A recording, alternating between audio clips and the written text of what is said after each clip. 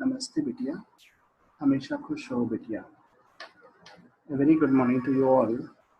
Myself, JVN Dr. Ravi Jain, Assistant Professor, Department of Practice of Medicine at Faculty of Homeopathic Science in Jyoti Vidyapeeth Women's University. Today we are going to continue from the previous lecture in dermatology. This is the Introduction to Dermatology Part 2. In the previous lecture, we have discussed about the anatomy of the skin. We have discussed about the epidermis, dermis, the different layers of the epidermis. We have discussed about the functions of the skin. In today's lecture, we are going to move ahead from that lecture, and we are going to discuss more about skin. We are also going to discuss about the various primary lesions in today's lecture.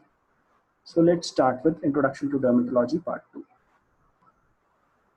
Now, how to take history in case of dermatology. Whenever a patient is coming to you, so what are the various things that you need to ask in cases of dermatology? You have to inquire. The history taking in dermatology consists of the information regarding the skin condition. You have to ask from the patient about various information regarding the skin condition. You have to ask about the site at which the lesion is there. You have to inquire about the onset of the disease, how the onset occurred. You have to ask for the mode of spread and duration of the disorder, how the mode of spread occurs and the duration since the disease is there. You have to inquire about the personal history of the patient and also the family history of the skin disease and atopy. So we have to inquire about the site, the onset of the disease, the mode of spread, duration of the disorder, and the personal history, like any kind of addictions or any history. You also have to inquire about the family history of any kind of skin disease like psoriasis, because many diseases are genetically transmitted. You also have to inquire about the atopy, that is allergic reactions. In the next step, we have to inquire about the previous medical condition and any kind of treatment that is received for that particular medical condition. We also have to inquire about the various OTC drugs that are taken by the patient, because in dermatology, usually the patient don't directly comes to you, and he goes to the medical store first and takes the OTC products. And when he doesn't get any result, then he comes to you. So you always have to ask about the history of the OTC products that are being taken. You have to check for the social history of the patient and also to discuss about the occupational history. You also have to inquire about the recent travel history and any kind of sexual activity that can play a very important role in diagnosis of the current situation.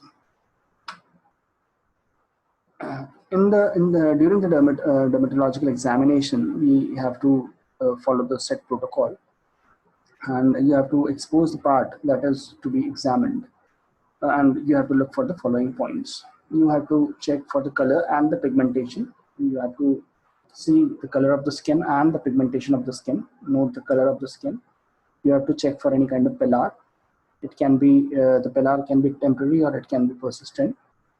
The temporary pillar can be due to the shock or any kind of hemorrhage, and the persistent pillar can be due to anemia or peripheral vasoconstrictions. Then you have to check for the redness or the erythema.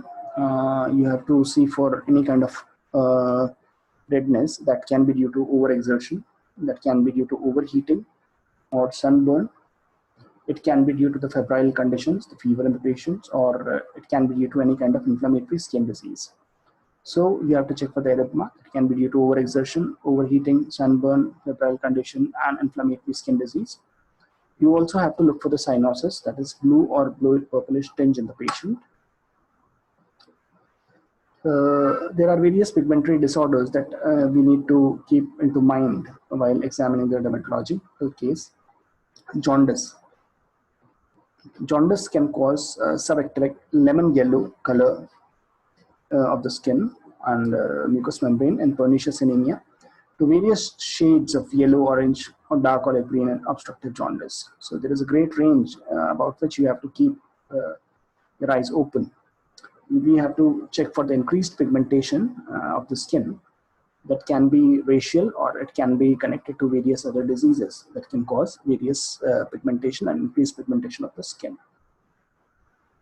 There are various other diseases of pigmentation that we have to keep into mind. like pregnancy. In pregnancy, you have already studied in your third year that there is pigmentation of the nipples and the areola.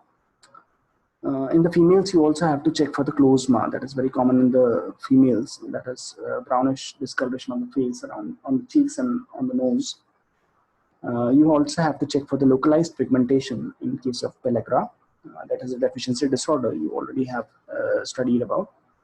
You have to check about the scars due to X-ray irradiations, different scars you have to look for. And various conditions like venous hypertension in legs is associated with chronic purpura. So if a case of chronic venous hypertension is coming to you, then you can observe chronic purpura in that case. It can cause due to hemosiderin pigmentation. Other conditions includes erythema abigne, that is present in the ladies who sit near the fire. All right, and lichen planus, that is slightly raised. Lichen planus we are going to discuss later in this series of dermatological examination. Slightly raised flat top papules which are having violaceous hues. You have to check for those psoriasis lesions that are symmetrical, and also keloid that is raised slightly pigmented lesion that is most commonly seen above the sternal line.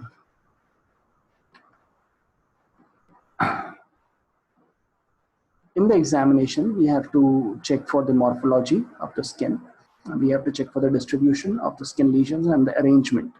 So three things are very important in the examination of the dermatological conditions. Number one is morphology, number two is distribution, and the third is the arrangement. Importance in the examination is given to number one, color, number two, size, consistency, configuration, margination, surface characters. I will again repeat it. Importance is given to the color, the size, the consistency, the configuration, the margination, the surface characteristics of the lesion that is present to you. Now, there are two types of lesions in the skin. We have primary lesions and we have secondary lesions. In this lecture, we are going to discuss about the primary lesions, and in the next lecture, we are going to discuss about the secondary lesions. So, primary lesions, for example, macule. What is a macule? Macule is a flat colored lesion that is less than 2 centimeters in diameter and is not raised above the surface of the surrounding skin. So a macule is not raised above the surface of the surrounding skin. It is of the level of the skin only.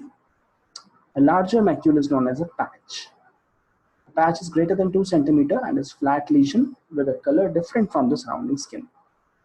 It differs from macule only in size. So if the size is smaller, it can be macule, and if the size is larger, it can be a patch. Then we come to the papule. A papule is a small solid lesion that is less than 5 centimeters in diameter and is raised above the surface of the surrounding skin. So if it is raised above the surrounding surface, then it is known as a papule, and hence it is palpable. Example, a closed comedon or a whitehead in acne. Next, we have a nodule. What is a nodule? A nodule is a large 0.5 to 5 centimeters in diameter firm lesion that is raised above the surface of the surrounding skin. So a nodule is larger, greater than 0.5 to 5 centimeters in diameter, and is raised above the surface. It differs from the papule only in size. So nodule and papule are almost the same, just differing in the size. Example, a dermal nevomelanocyte nevius. Then we have a tumor. Tumor is a solid raised growth that is greater than 5 centimeters in diameter. So tumor is much bigger than the nodule.